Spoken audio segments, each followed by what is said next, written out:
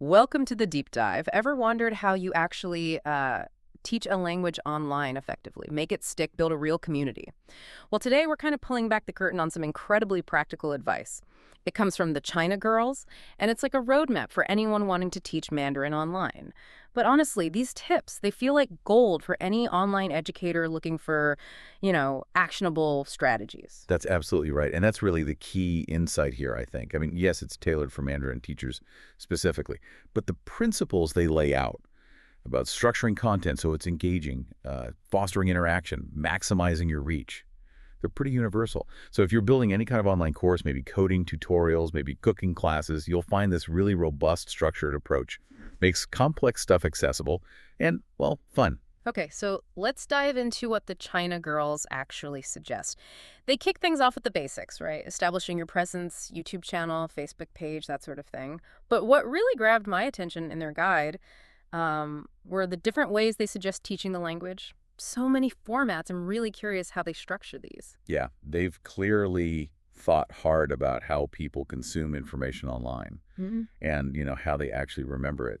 So, for instance, the first one they suggest is daily vocabulary and phrases. Okay. Sounds incredibly simple, doesn't it? Just teaching one useful word or phrase every single day. Like stuff for ordering food or greetings. Exactly, or common slang, things like that. That daily consistency. It might seem simple, but it feels surprisingly powerful. We talk a lot about consistent effort, but what's the pedagogical genius behind something so basic for language learning? Well, it taps into the neuroscience of spaced repetition and microlearning. So instead of these huge, overwhelming lessons, you get these bite-sized daily bits. It helps prevent burnout, and it actually builds those neural pathways more solidly over time. Right. It's about making progress feel achievable, even if it's just 5 minutes a day.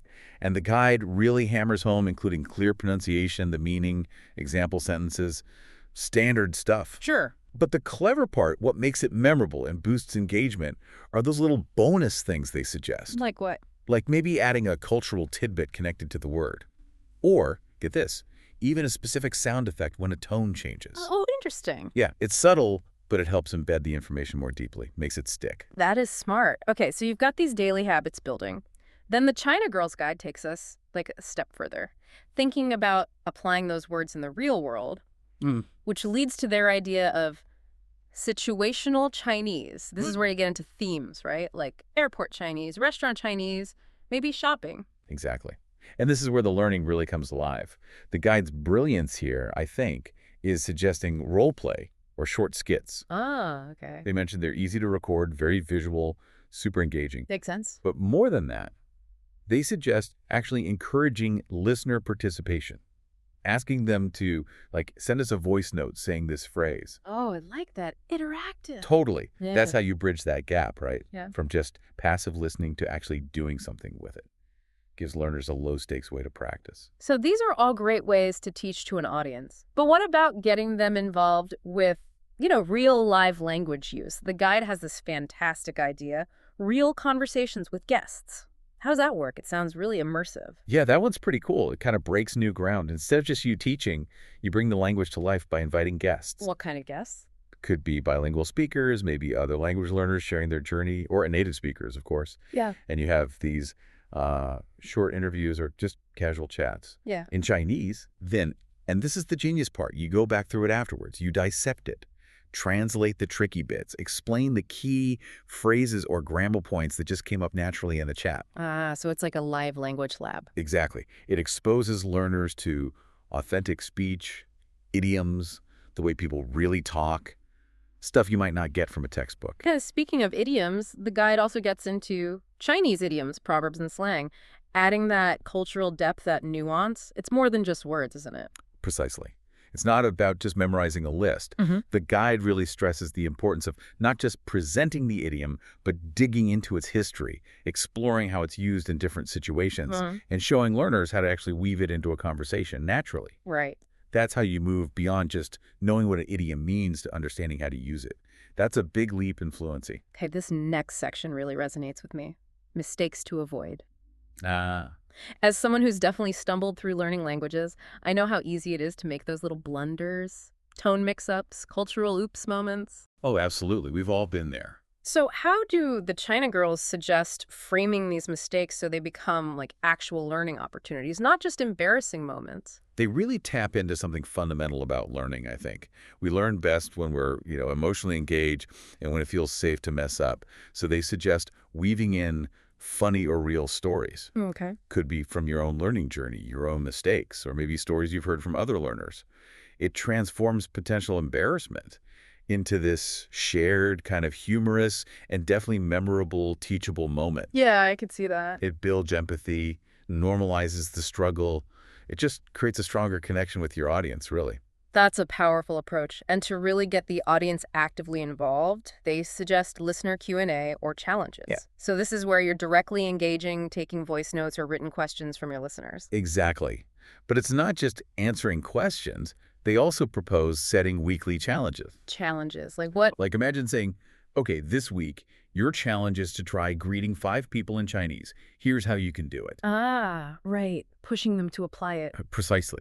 It encourages active application, which is just crucial for language acquisition, isn't it? Yeah. It gives learners a structured way to step outside their comfort zone, commit to using what they've learned, turns theory into practice. Okay, and finally, for teaching formats, there's this really creative one, Chinese with music or rhymes.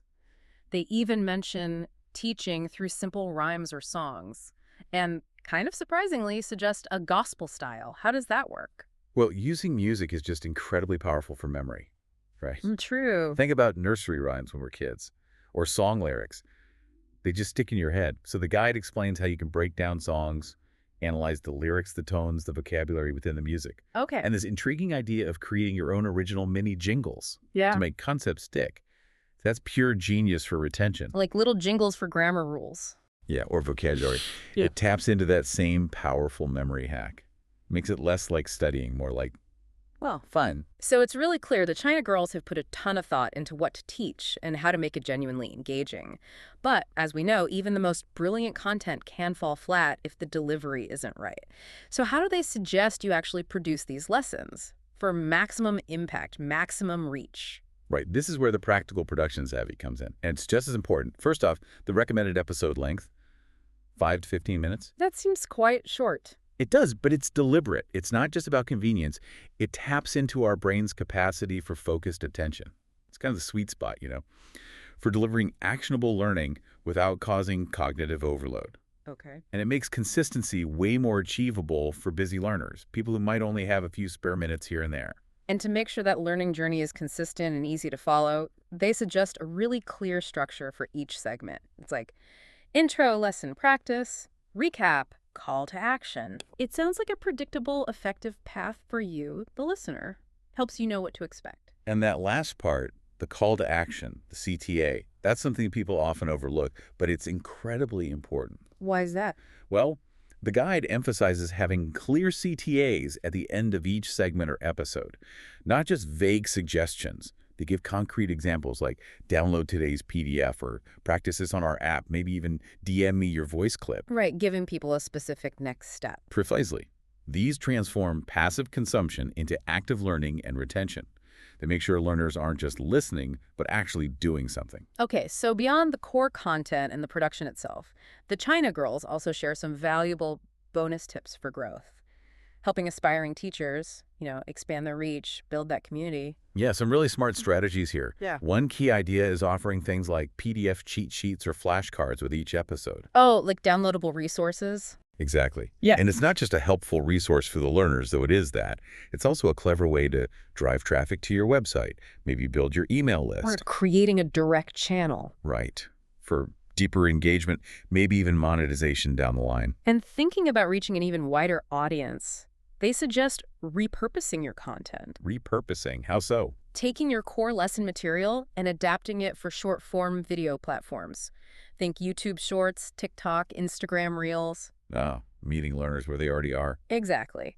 Delivering those little learning nuggets in those fast-paced formats people are already scrolling through. Smart way to get discovered. That makes a lot of sense. And finally, they mention a really powerful strategy for audience growth. Collaboration. Partnering up. Yeah, partnering with other language podcasters, maybe language learners with their own platforms. It introduces your content to whole new communities who are likely already interested. Builds a network. Totally. Yeah. Mutual support, cross-promotion, it can significantly expand your reach. It's a key strategy, really. Wow, what a rich deep dive into the China Girls Insights. Really practical stuff on building a vibrant online Mandarin teaching presence. I mean, from all those diverse, genuinely engaging content formats to the smart production techniques and those clever growth strategies, it really does feel like a comprehensive roadmap for anyone looking to share knowledge online effectively, not just language teachers. Absolutely. And, this whole deep dive into their strategies, it offers a really fascinating glimpse into maybe the future of personalized, engaging online education. What it reveals, I think, is how a really thoughtful, structured approach to both the content and the community can transform learning, turn it from something passive into something active, something that actually sticks. So here's a thought for you listening. Considering the depth and variety of these strategies, what does it reveal about making any kind of learning engaging online? And maybe more importantly, what's one practical takeaway from today's deep dive that you could actually apply to your own learning? Or maybe something you want to share or teach, no matter the topic. Perhaps it's breaking things down into those daily chunks. Or maybe finding a way to make mistakes not just teachable, but actually memorable, something to think about.